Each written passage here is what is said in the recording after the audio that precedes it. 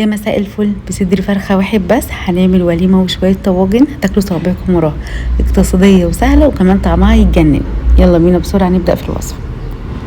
اول حاجة هنجهزها هنا، هنجيب طاسة على النار ومعلقة من الزيت ومعلقة من السمنة يسخنوا كويس جدا. هنجيب صدر الفرخة بتاعنا، طبعا نكون غاسلينه بمية وملح ومصفينه كويس جدا من المية.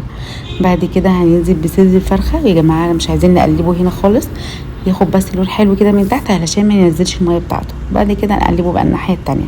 هتكون طبعا محضرين، هنجيب بصله كبيره نقطعها حلق هننزل بيها على الفراخ. بعد كده هنقلبهم كويس جدا لحد لما يوصل لونهم للون الذهبي.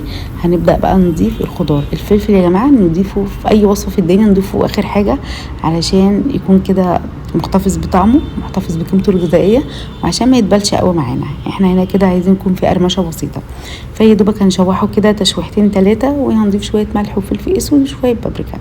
بس كده الوصفه كده هنا استوت معانا. ويتاكدوا طبعا يعني دوقوا كده قطعه فراخ بالشوكه لما تلاقوها استوت خلاص كده اطفوا النار. احنا كده عايزين يوصل الفراخ للون الحلو اللي انتوا شايفينه دوت.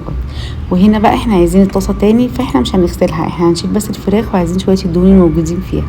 هنضيف معلقتين من السمنه ومعلقتين من الدقيق، كل معلقه من الدقيق بتاخد قدامها معلقه من السمنه.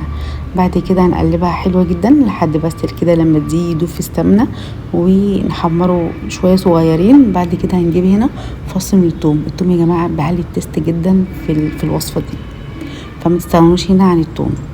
هنقلبه بس كده تقليبتين. بعد كده هنجيب لتر من الحليب. هنا بقى هنطفي النار. لو انتم مش عايزين البشاميل او في اي وصفه فيها بشاميل ودقيق ولبن، فهنا لازم تطفوا النار واللبن يكون ساقع معاكم عشان ما يكلكعش معاكم. الناس اللي بتشتكي ان الدقيق بيكلكع معاها، لا اطفوا النار واللبن يكون ساقع. عمر ابدا ما البشاميل هيكلكع معاكم، هيكون كده كريمي وناعم زي ما انتم شايفين. وهنجيب هنا مكعب من المرقه وشويه ملح وشويه فلفل اسود بس كده. وعايزين هنا يا جماعه البشاميل يكون خفيف، يعني معلقتين من الدقيق ولتر من اللبن، فهنا كده بشاميل خفيف مش بشاميل تقيل خالص. بعد كده هنرجع تاني بالفراخ زي ما انتوا شايفين. هنديها بقى كده تقليبتين وهنسيب القصه دي كده على جنب. وهنسلق 500 جرام من المكرونه، اي بقى نوع مكرونه، مكرونه قلم، مكرونه صغير، اي مكرونه عندكم موجوده في البيت.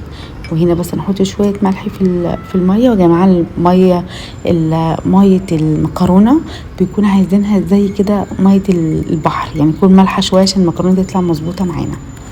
بعد كده هنضيف البشاميل اللي احنا عملناه والفراخ هنضيفه على المكرونه. طبعا المكرونه هنا استوت وصفتها بس كده المكرونه جاهزه معانا. هنجيب بقى الطواجن بتاعتنا الحلوه، او ممكن تعملوها في صينيه واحده بس، مش لازم طواجن خالص. اي قالب موجود عندكم تقدروا تحطوا فيها المكرونه ديت. وهنجيب بقى شويه كده جبنه موتزاريلا نحطها على الوش وهندخلها الفرن. هنفتح الفرن من تحت تسخن كويس جدا. هندخل الطواجن لما الجبنه تسيح، ممكن اخر دقيقه كده تشغلوا الشوايه عشان تاخد لون حلو.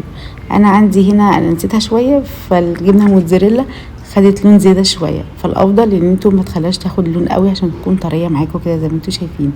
بجد طعمها خطير، اقتصاديه، طعمها حلو قوي. الولاد هيتبسطوا. جربوها واكتبوا لي رايكم في الكومنتات، واشوفكم في فيديو جديد، وباي باي.